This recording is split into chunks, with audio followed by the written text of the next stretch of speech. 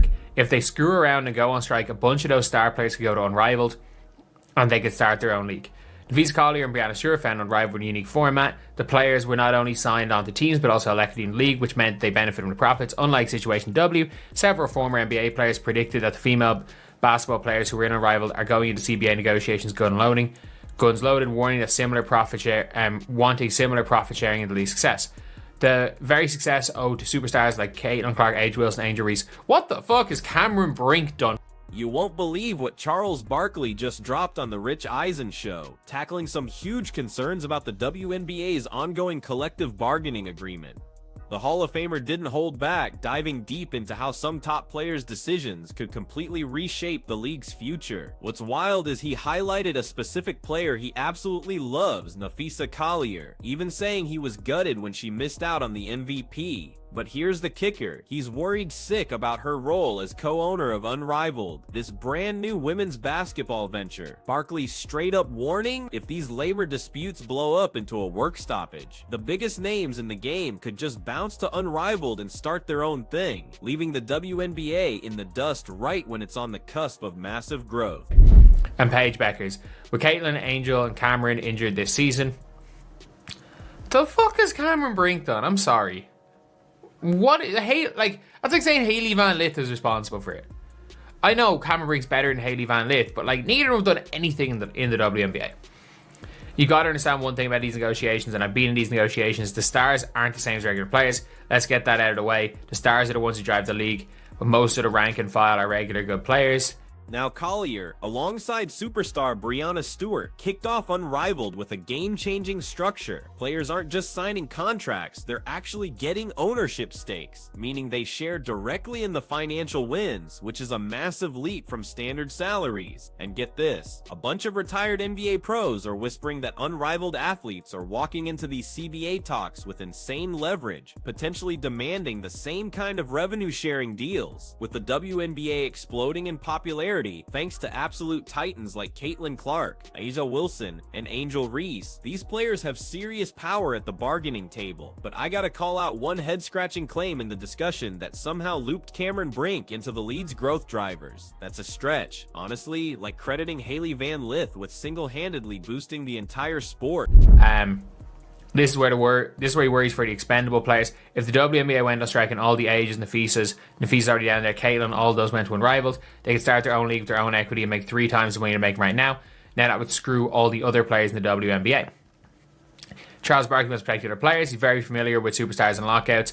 He was one of the superstars in the year with Jordan, Larry, Magic and Shaq. And one of the things we know from Charles Barkley is he literally won't be in 2K because he doesn't believe 2K. Let's be real, while Brink definitely has more on her resume than Van Lith, neither has genuinely moved the needle for the WNBA in any meaningful way, plain and simple. Barkley though, he hit on a crucial point that everyone seems to miss in labor negotiations. Elite players are a totally different beast than your average roster member. The superstars, they're the ones bringing in the eyeballs and the cash, but the vast majority of any league is made up of solid, competent athletes who aren't household names. This creates a massive conflict when talking about how everyone gets paid. The big fear here is what happens to all those expendable players if a work stoppage goes down. If the WNBA hits a strike, absolutely nothing stops Wilson, Collier, Clark, and the rest from just going full-time with Unrivaled. They are doing a good enough job with the retired players. So Charles Barkley has refused money from 2K because he doesn't think the 2K do a good enough job with the NBA. So I do think that Charles Barkley has put his money where his mouth is. So this is not just him chatting shit. Like, he's actually put his money where his mouth is in situations like this in the past. So yeah, I think there's of all people to question, whether or not they're fully... Think about it. They could build their own league, own a piece of it, and potentially triple their current earnings overnight. That scenario, it would absolutely obliterate the remaining WNBA players who don't have that kind of fallback. And you know what? Barkley's words carry serious weight here. He played in the golden era with legends like Michael Jordan, Larry Bird, Magic Johnson, and Shaquille O'Neal, and he navigated his own brutal labor disputes back then. His credibility on these topics isn't just talk. What's even crazier is he's famously turned down money from the NBA 2K video game series, specifically because he feels they don't pay retired players enough. Like, fully invested, or they fully believe they're saying. I think Charles Barkley's one of those. He says here, there are loads of rank and file players in WNBA. While Caitlin, Angel, and Paige's salaries are nowhere close to the smallest NBA contract, they have major deals like Clark's historic deal with Wilson. Chuck's side player fee is wage award in the WNBA's Commissioner Cathy Engelbert. Says hopefully the agreement gets done in time to make sense. I don't think anyone wants to see a lockout, she told ESPN. It's not something we're advocating for. We just want to make sure that this deal is done the right way. Yeah, he literally walked away from a payday, all on principle, showing a deep commitment to protecting the people with less power at the table. So if anyone's out there wondering if Barkley actually means what he says, or if he's truly invested in these issues, his track record is the definitive answer. He backs up his words with cold, hard action every single time. Right now, the WNBA has a ton of rank-and-file players whose earnings are tiny compared to even the lowest NBA contracts. Meanwhile, athletes like Clark, Reese, and Paige Bookers are pulling in monstrous endorsement deals. Just look at Clark's historic agreement with Wilson Sporting Goods. These huge disparities are creating some seriously complicated dynamics as players' union reps, like Nneka Ogwumike, wage their campaign against Commissioner Cathy Engelbert. Something we're advocating for. We just want to make sure that this deal is done the right way, using whatever time it takes us to have both sides agree on something. Nneka Ogwumike obviously stepping in and saying that, and saying here, I don't think anyone wants to see a lockout. I think there are people that want to see a lockout.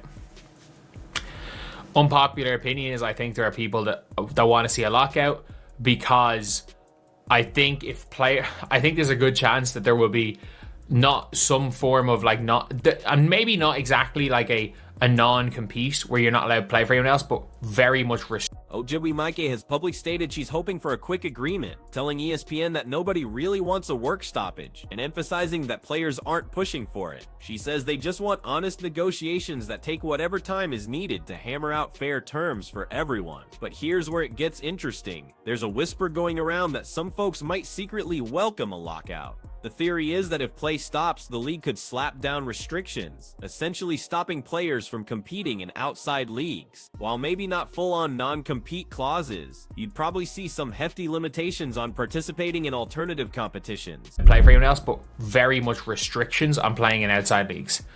There's going to be restrictions. But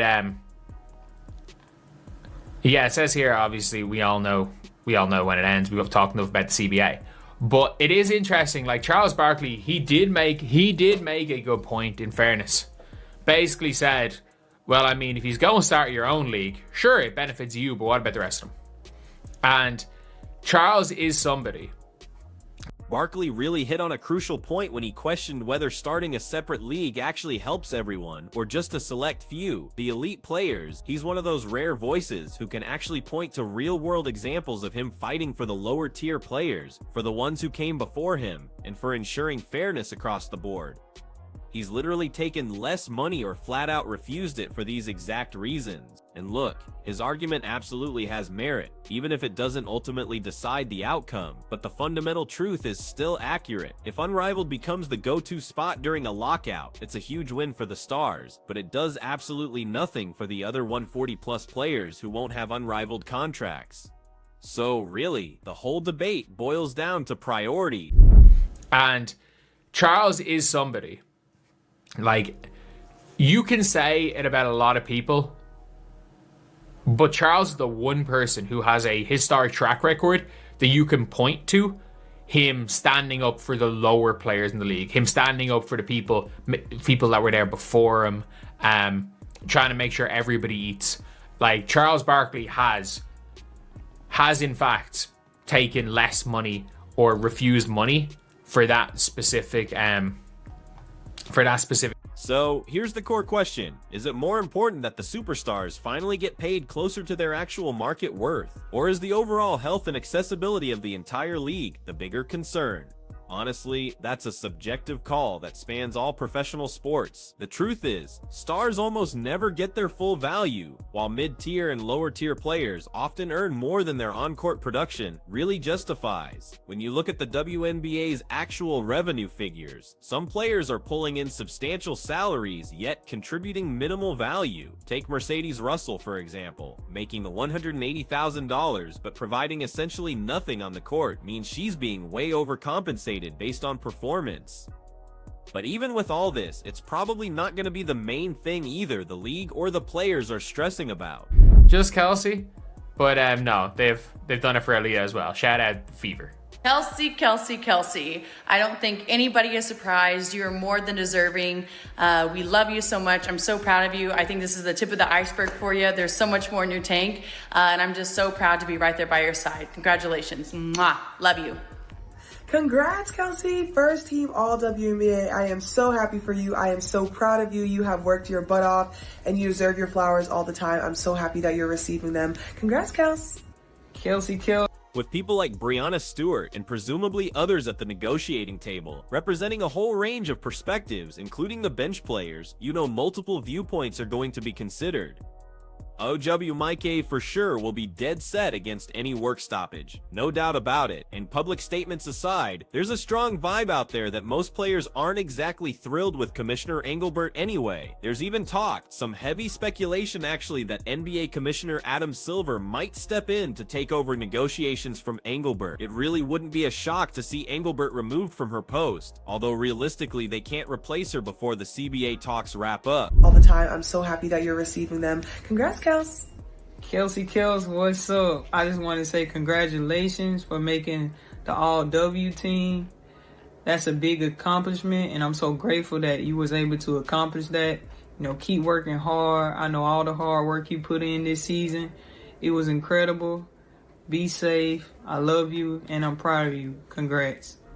I will say the message from KK Timpson genuinely sounds like it was a it sounds like KK is the However, a scenario where she's terminated and Silver steps in to assume interim duties during the negotiations is definitely on the table, but despite all the buzzing speculation, it just seems incredibly unlikely that the WNBA season won't happen at all. Seriously, almost every realistic scenario points to games being played. Now, if the ultimate sticking point becomes a non-compete provision, especially when players are being offered maximum contracts upwards of $1.2 million annually, and they still balk specifically over that non-compete, public opinion towards Collier and others would absolutely plummet. But whether that's the actual situation we're looking at, nobody knows, because right now, everything is purely hypothetical. A is the vet. The KK is the vet.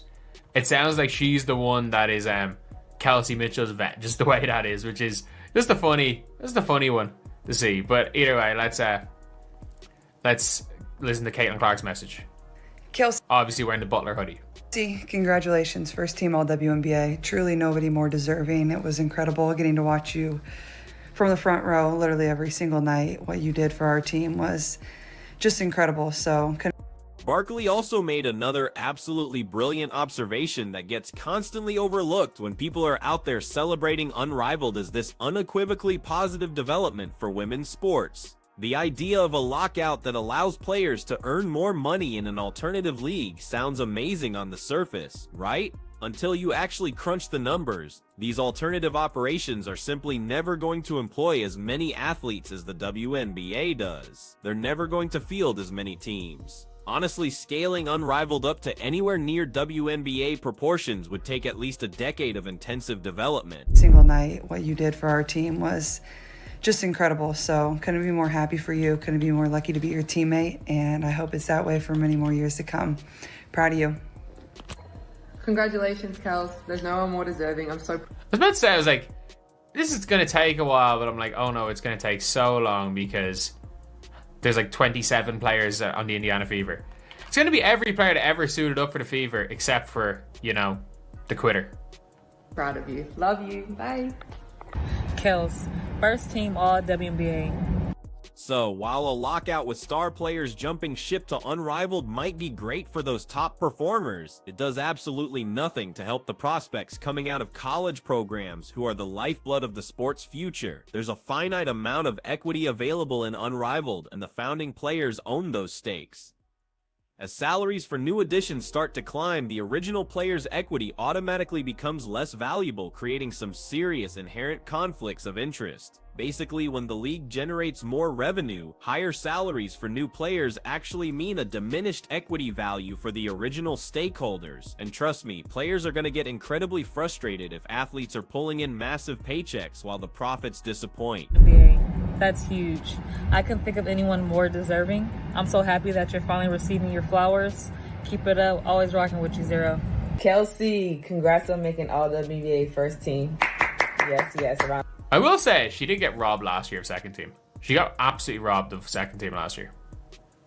No applause for that. You deserve this. You should have been on this list, but I'm glad you're getting your flowers now. I'm glad people are finally putting some respect in your name because you deserve it. You are a great teammate. The whole situation gets unbelievably complicated if Unrivaled somehow replaces the WNBA as the primary league after a lockout. From a fan's perspective, the dream scenario is absolutely both leagues coexisting peacefully, but honestly, that's probably not going to materialize exactly as everyone hopes. They might technically both exist, but restrictions on participating in multiple leagues are almost certainly going to be put in place, no matter how these negotiations wrap up. On a more positive note, the Indiana Fever recently had a huge reason to celebrate, with two of their own earning all WNBA recognition this season. You're a great teammate. You're a great friend. You went out there and you gave it all you got until you had nothing left, literally, and you get nothing but respect from me, dog. We locked in for life. Congratulations, and I know next year's even gonna be bigger. Kelsey, I get buckets Mitchell. Tell the league, I'm not new to this, baby. I'm true to this. Congratulations on all your success this year. And congratulations on first team. Keep making an impact, baby. Kels, congratulations making first team all WNBA. You are truly one-on-one. I'm so... Kelsey Mitchell rightfully secured a spot on the first team, and Aaliyah Boston earned second team honors, both placements looking incredibly well-deserved based on their standout regular season performances. Regarding Mitchell's first team selection, there's practically zero debate about how much she earned it. The top 5 choices truly felt clear-cut if you're only focusing on regular season play and setting aside the playoffs. Boston's second team placement also fit perfectly, even though some voices were pushing for her to get first team recognition. NBA, you are truly one-on-one. I'm so very proud of you. Congrats. Congratulations, Kelsey, first team all WNBA. Have they got the whole training staff as well? Well-earned honor. You put us on your back. You literally played until the wheels came off. We are so proud of you. So happy to be along for this part of your journey. Congratulations. Kels, congratulations. I am so proud of what you've accomplished this season. Yeah, they've literally got the training staff in. They've got the entire training staff in. But truly, the actual selections appeared totally justified, and the entire Fever organization rallied hard around both players with heartfelt, genuine congratulatory messages. Initially, a flood of tributes poured in for Mitchell, quickly followed by similar recognition for Boston, clearly showing the organization's commitment to celebrating both athletes equally. Team aides were visibly emotional about Mitchell's achievement, with one remarking that nobody should be shocked by this honor, adding that this is merely the start of even greater accomplishments ahead for her. They've got the entire training staff in. And to be fair, like, look, I think it's one of those things with this Fever team especially that they really did become a unit, whether that be players 1 through 12, players 1 through 17, squad players, coaches, everyone. It's like that's what you have to do in that scenario to win. When you're down that bad, you have got to be a team. And there are a lot of times where being a team, I joke about the power of friendship, but like you can. That sentiment really hammered home just how much more work is ahead in Mitchell's career trajectory. Another teammate highlighted Mitchell's relentless effort all season long, acknowledging she consistently received far less credit than she deserved. So there was a real sense of satisfaction in seeing her finally get the proper recognition she'd earned. Even Caitlin Clark, rocking some Butler University apparel, delivered her congratulations, describing Mitchell as